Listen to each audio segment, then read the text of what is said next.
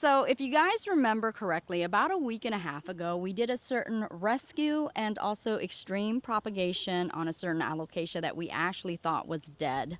Well, there was a certain part on that alocasia that was so gruesome, so rotted, so despicably nasty that I went ahead and broke that piece off. Well, guys, I found it today.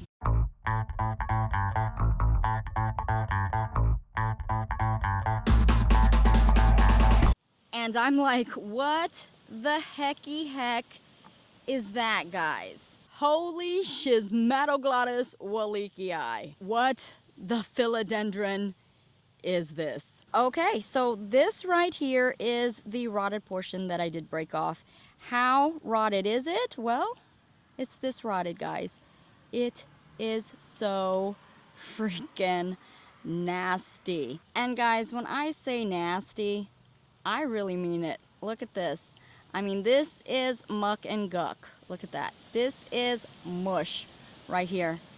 And it's so rotted, there's certain areas that almost appear to be liquefying or turning into liquid, guys. But yes, this is pretty extreme. But guys, the good news is that I was literally able to rip this part away and expose a cleaner part, if you want to call it that. I do have to admit that after removing that chainsaw massacre of rotting that was going on, I mean, I was completely, totally shocked to find this very hard, very firm, very sturdy structure of what appears to be the outer casing of the alocasia.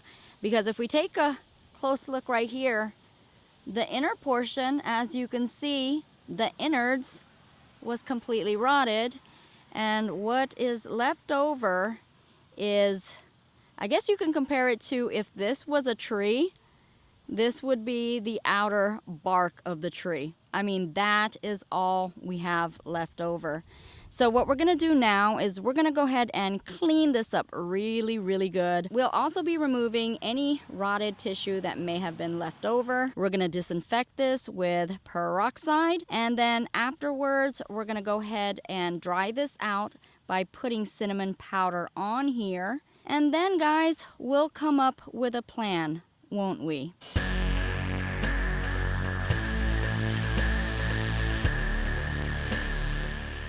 And here we are, guys. We got it all cleaned up just as good as we can. And we're gonna take a closer look because there is a lot of rotting that is still going on. You see that, guys? It's still within this bottom portion right here. So we're gonna go ahead and take this knife here and just begin cutting away at that rotted portion. So let's cut all of that rotted tissue out of here. And as you can see right here, guys, this is clean tissue.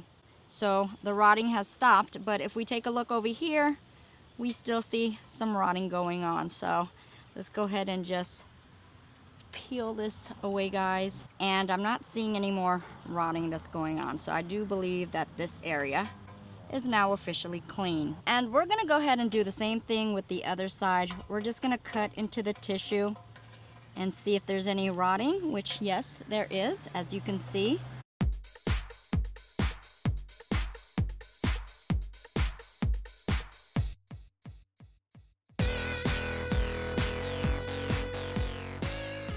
Here we are. Yep, we're good. So there you go. Clean tissue, clean tissue.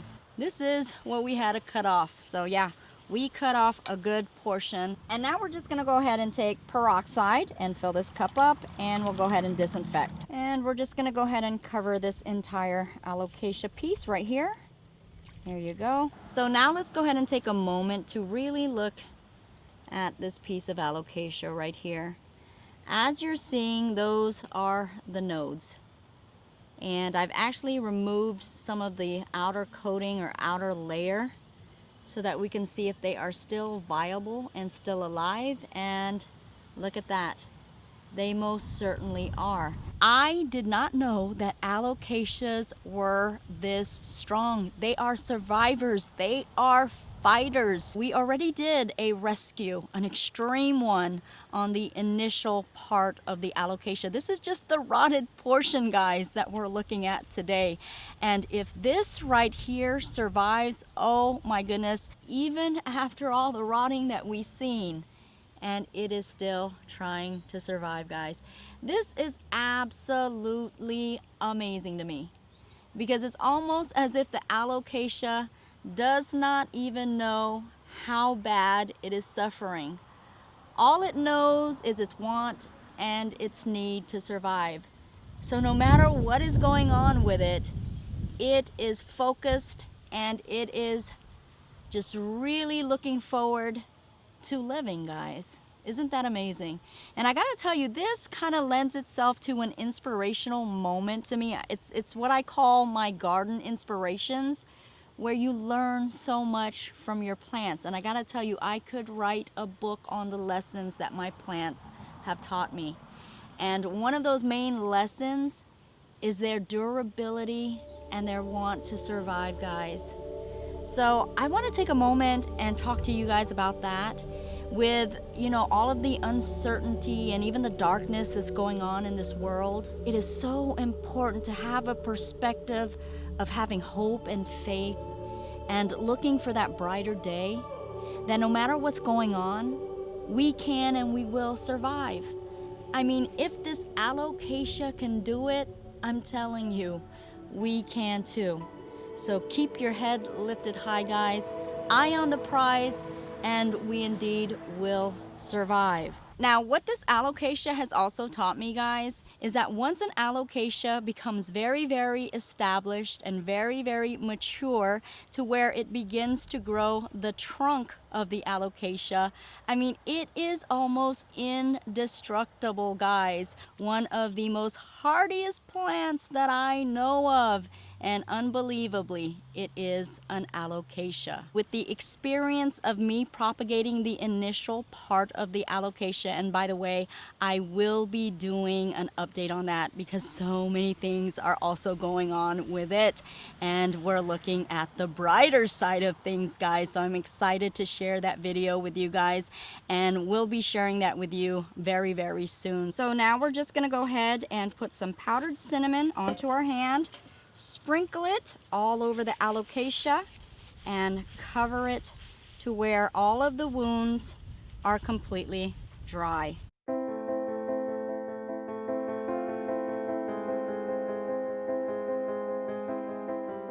So now we're just going to go ahead and allow this to dry for a while. But while we do, let's go ahead and talk about our plans. So I believe there's actually two ways that we can grow this. We can go ahead and elect to grow this where it is vertically, and we would be inserting this portion into the soil, or we can go ahead and do it horizontally where we'd be laying this flat to the soil. So how do you guys think we should do it? What is the best probability here, guys? Because I am not sure. Okay, well, being that is the case, I elect that we go ahead and do both, because I can't make up my mind. So the way that we would do that is we're going to go ahead and cut this into two, and we'll have one laying flat to the surface and one we'll have growing with a portion of it in the soil. So let's go ahead and make that cut right now. Here we go, here we go, here we go. Now done and complete.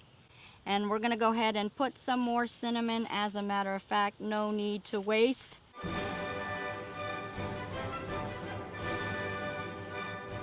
And we're gonna go ahead and let this dry off for some hours, and we'll have it potted up for you.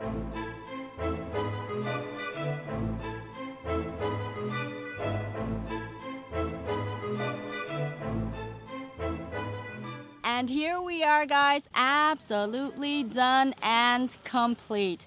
And as I have already stated in my prior extreme rescue video, we're gonna do the same thing with this. We're not gonna water as normal. As a matter of fact, we're only gonna be misting the top layer of the surface with water, and that's only to provide this with some form of moisture. But again, we are not watering as normal. The only time that we would water as normal is when there is sufficient and adequate growth that can be seen from this alocasia. Other than that, we're gonna lightly and sparingly water this, and of course we're gonna keep a close eye on this to ensure that everything is a-okay. And speaking of extreme rescue, guys, that is the initial alocasia right there. The piece that we were working on today was only merely the rotted portion of that. That is the originator.